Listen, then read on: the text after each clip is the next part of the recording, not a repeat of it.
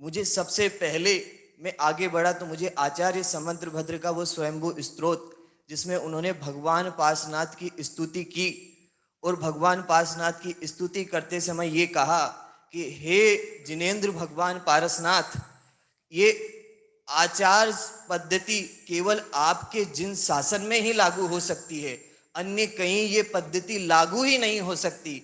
जब मैंने ये बात सुनी तो मैंने ये कहा कि आखिर आचार्य समंतभद्र ने ये बात कही तो क्यों कही। तो मैं जब दूसरे सब दर्शनों की ओर मैंने देखा तो बात तो बिल्कुल सच्ची थी। मैंने देखा कि यदि मैं उन दर्शनों के पास जाके देखूं तो कोई कहता है कि इस जगत का कर्ता धर्ता तो हमारे ईश्वर है, मतलब किसी को बचाने वाले भी ईश्वर है, किसी को मारने वाले भी ईश्वर है। तो हिंसा और अहिंसा, इसका आचार तो निरर्थक हो गया। मैंने देखा कि कोई दर्शन ये बोल रहा है कि शरीर समाप्त तो आत्मा समाप्त, हमारी आत्मा ब्रह्म लोक में समाहित हो जाती है। तो इससे तो स्पष्ट है कि उनके आचार शास्त्र कहीं निरर्थक और किसी काम के सिद्ध नहीं होते। और जैन आचार का वैशिष्ट्य आपको देखना है तो आज वर्तमान में एट ए टाइम आप ये देख सकते हो कि 34 श्रावकाचार ग्रंथ हमारे पास मौजूद हैं। और उन ग्रंथों को आप खोलोगे तो पता है उसका पहला अधिकार कहाँ से प्रारंभ हो रहा? सम्यक दर्शन से।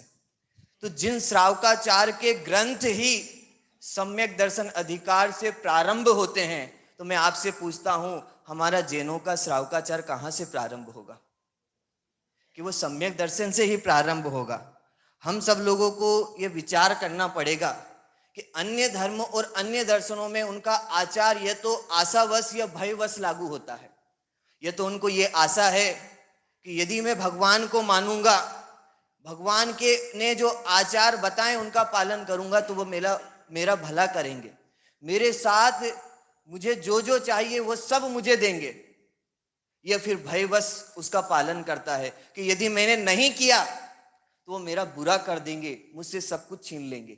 लेकिन जैन दर्शन का आचार ऐसा है कि हमारे यहाँ पूजन भी की जाती है तो बिना किसी आशा से की जाती है। हमारे यहाँ पर भगवान के पास आते हैं तो बिना किसी भय के आते हैं। तो ये जैन दर्शन का आचार है। मैं आप सब लोगों से ये कहना चाहूंगा कि यदि हमारे धर्म दर्शनों के पास को छोड़कर यदि हम कहीं पर जाएंगे तो अन्य दर्शनों का जो भी आचार है वो ये तो उनके छुआछूत मूलक है, यह जाति प्रथा मूलक है। लेकिन जैन दर्शन का आचार अहिंसा मूलक है। वहां ये कहा कि हिंसा है, अहिंसा उपादेय है।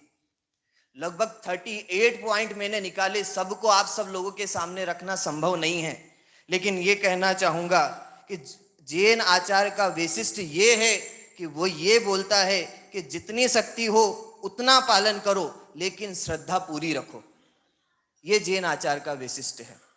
जैन आचार का वैशिष्ट ये है कि वो इस बात पर जोर देता है कि यत्नाचार प्रवृत्ति रखो। यदि अयत्नाचार प्रवृत्ति रखोगे तो हिंसा होगी, और यत्नाचार प्रवृत्ति रखोगे तो अहिंसा होगी। जैन आचार इस बात पर बल देते हैं कि चाहे व्रतों में अल्पता और न्यूनता हो, लेकिन व्रतों, नियमों में और प्रतिज्ञा में शिथिलता बिल्कुल नहीं होनी चाहिए। वो ये बोलते हैं कि व्रत चाहे थोड़े हो लेकिन दृढ़ हो। जैन आचार्य के परिशिष्ट में यदि हम और आगे जाएं तो जैन आचार इस बात की घोषणा करते हैं कि हमें अशुभ से निकाला जाएगा, शुभ में लगाया जाएगा। लेकिन केवल शुभ में लगाना उद्देश्य नहीं था, उस शुभ से शुद्ध की ओर बढ़ाना उनका उद्देश्य था, शुद्ध की ओर स्थापित करना उनका उद्देश्य था। जैनाचार ये कहते हैं कि यदि मुझे जैनाचार का पालन करना है तो 9 कोटि से करूं, कृत से, कारित से, अनुमोदना से, मन से, वचन से, काय से।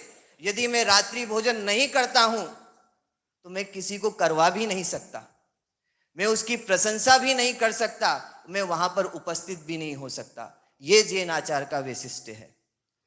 मैंने अच्छा रहा कि जैन आचार का वैशिष्ट इतने श्रावकाचार ग्रंथों में देख लिया और मुझे लगा कि बच गए।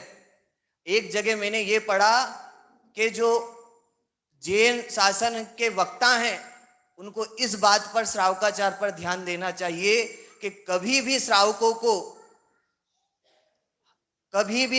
को हमेशा यदि उपदेश दें तो महाव्रत का उपदेश दें। यदि शक्ति कम हो तब अणुव्रत का उपदेश दें। यदि कोई वक्ता पहले देता है तो वह दंड का पात्र है। ये जैन आचार का श्रावकाचार है। अरे हम बहुत चर्चा कर सकते हैं। जैनाचार ने तो यहां तक कहा कि मिथ्यात्व को छोड़ने के लिए ऐसी बात कही कि भैया वो मोही मुनि से तो निर्मोही श्रावक होना अच्छा है। एक जगह ऐसा आया कि जैनाचार में कुछ भी छोड़ना हो, कुछ भी अपनाना हो, लेकिन हमेशा ये काम रखना कि ऊंची क्रियाओं को कभी नहीं छोड़ना। जो काम ऊंचा हो उस क्रियाओं को कभी नहीं छोड़ना। श्रावक के योग्य मंदिर बनाना, ये कार्यक्रम का आयोजन करना श्रावक के योग्य कार्य है तो वो श्रावक को ही करना, मुनिराजों को नहीं करना। ये जैन आचार का वैशिष्ट है। हम जैन आचार को यदि हम देखेंगे तो वह दो भागों में बटा है। एक अंतरंग और बहिरंग, दो भेदों से जैन आचार में चर्चा मिलेगी। वो कहेगा कि भैया बहिरंग में चाहे कुछ भी हो लेकिन अंतरंग भी होना चाहिए। ऐसा नहीं हो कि कुकर हो लेकिन यदि उसको खाली गैस पर चढ़ा दिया जाए, उसके अंदर कुछ नहीं हो तो नुकसान ही होने वाला है, कुछ फायदा होने वाला नहीं है। ऐसे ही हमारे बाहर आचरण तो दिखता हो लेकिन अंतरंग में ऐसी प्रवृत्ति नहीं हो तो इसका मतलब जैन आचार में हमारी कहीं ना कहीं कमी है। बहुत सारी चर्चा है। ये जैन आचार केवल किसी व्यक्ति का भला नहीं करता। जैन आचार संपूर्ण राष्ट्र का और संपूर्ण पर्यावरण का भला करने वाला है। जैन आचार जो किसी राज आज्ञा का नाम नहीं है। जैन आचार किसी ईश्वरकृत उपदेश नहीं है। जैन आचार किसी दंडवत ये कहा गया उपदेश नहीं है। हम सब लोगों को ये समझना कि आज श्रावकाचार ग्रंथ हम सब लोग पढ़ते हैं तो हमें इस बात पर भी ध्यान देना कि ये सम्यक दर्शन का पात्र है कि अपात्र है। इस बात की घोषणा करने का अधिकार हमारे हाथ में नहीं है। अरे हमारा जैन आचार ये बात कहता है कि यहाँ पर पशु पक्षी से लेके हर व्यक्ति सम्यक दर्शन कर सकता है। ये जैन आचार है। हम सब लोगों को इस जैन आचार के उस परिशिष्ट की ओर जाना चाहिए, क्योंकि पता नहीं आज हम सब लोगों के जीवन में से वह जैनाचार कम होता जा रहा है, वह जैनाचार कहीं खो गया है।